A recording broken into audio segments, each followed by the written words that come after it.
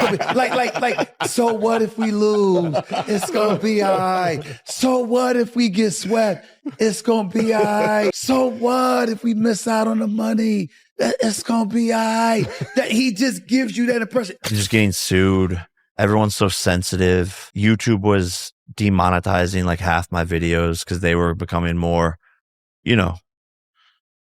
progressive, and all their advertisers would be like, we can't have this. You just will never be a good fighter. So I wish that I could have knocked him out at the start. But as we saw tonight, Jake has spirit. Stephen A. Smith exposes Jake Paul for going bankrupt after being sued for allegedly fixing his boxing fights.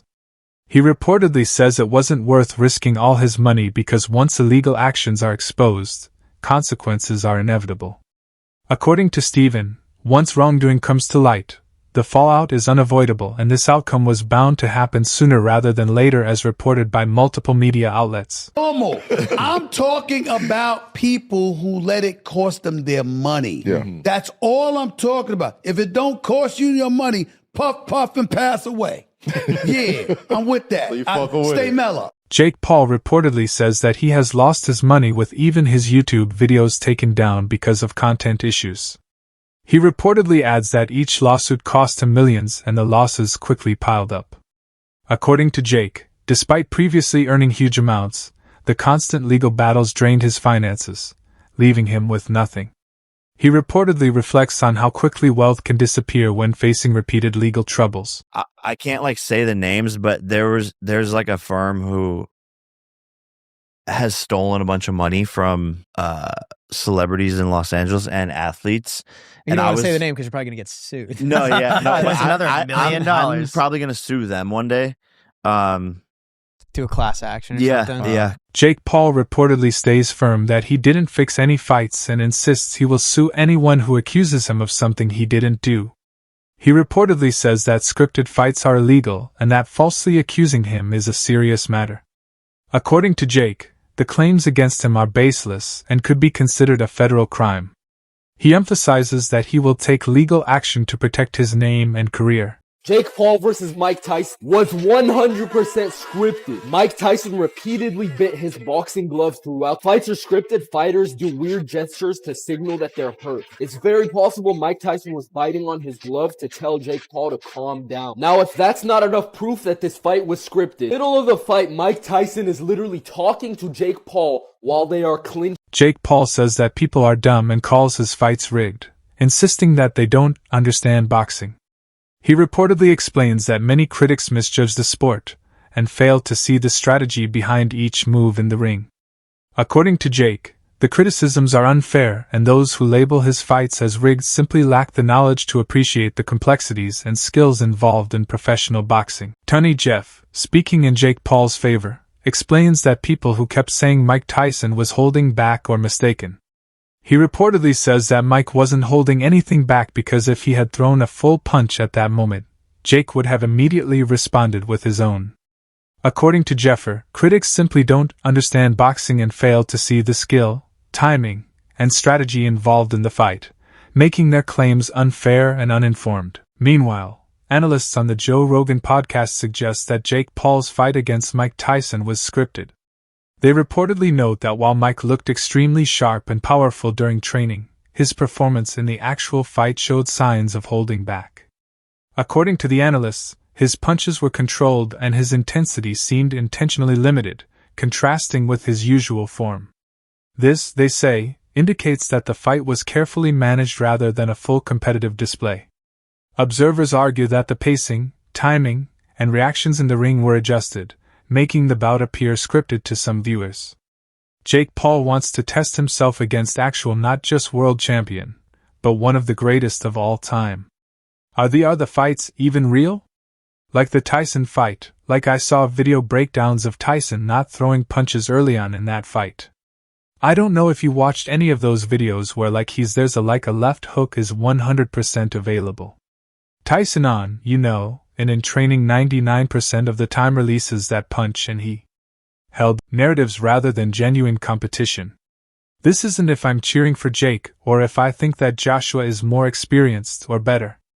I believe in box. I believe boxing is real. If boxing is an actual sport, if it is an actual sweet science, and of course, a guy that's done it 11 times cannot compete with the Olympic champion. Of course, this is before you get size in there, before you get professional world titles in there. A guy that's done this 11 times cannot go into the Olympic Games and medal. If boxing in fact should be believed. I was with Portoy. I liked it. I like how he said that. So, that's how I feel, too, because I'm also cheering for Jake Paul, but I get it, and I know we're not going to win tonight. But that's a compliment to boxing. And it is very hard for people to digest that Anthony Joshua can't cut him off. He can't find him. He can't do anything with that reach. He can't go out there and rush him. He can't throw this kid in a corner and beat him up. That is disappointing to me. That is baffling to me. As an MMA guy, I will just share with you that would not be a problem at all. If a guy's running away from me, it would be absolutely no problem. And you could put the boundaries at the city line. You could put it at the state line. I will track him down. I will put him somewhere, and I will beat the dog out of him. So, in a ring, I get where that is really disappointing. I get it. But it doesn't change the fact that that's what happened. And then Joshua, by the way, has the right to turn to some other things. Well, I'm saying you got to cut him off ground, throw him in the corner, go beat him up. Well, I'm saying that Joshua has the right to go. No, I could feel some stuff. I knew it was going to come my way, right? For Joshua to say, well, I had the experience and yeah, he was moving and yeah, I could have cut him off a little different, but I didn't mind the way this was going. I didn't mind that he was running. I knew he would slow down. I knew he would come to me eventually. For that to be Joshua's mindset is fair play. Joe Rogan adds another layer to the discussion, emphasizing that Jake Paul has always sought to prove himself as a legitimate fighter. Rogan acknowledges Paul's desire to take on opponents in the ring and demonstrate his ability to handle real competition. While the intent may appear genuine, the consistent pattern of opponent selection and staged circumstances raises questions about how much of the spectacle is authentic and how much is carefully managed to benefit Paul's career. The narrative extends to Paul's bout with Anthony Joshua.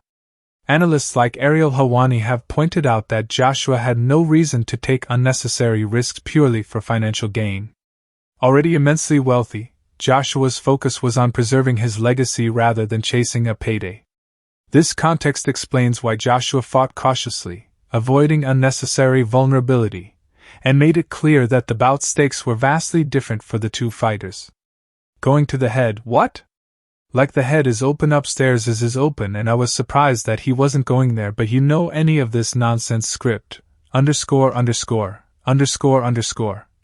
Like if you subscribe to that notion, you're an absolute idiot, there is no reason for first of all you go to jail. Why would Netflix, the biggest streaming platform in the world, partake in anything like that? Just use your brain, and a MVP too much to lose, you go to jail, federal effing prison, AJ, like for what?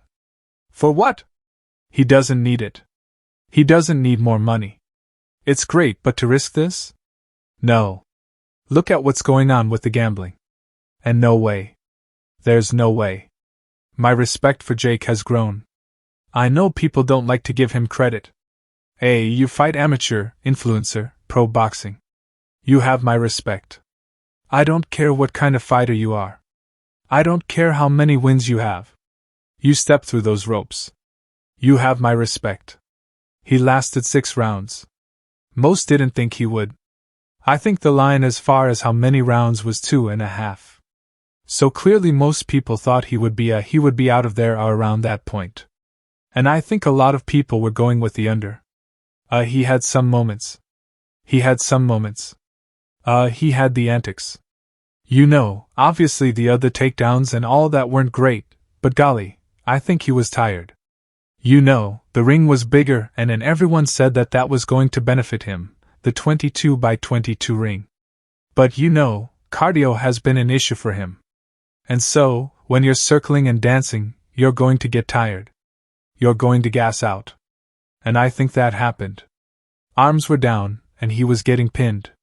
He was getting cornered and he was getting, AJ was doing a great job, I think, of not letting the fight be contested in the middle of the ring. Cornering him either in the middle like the turnbuckle or up against the ropes. He was cutting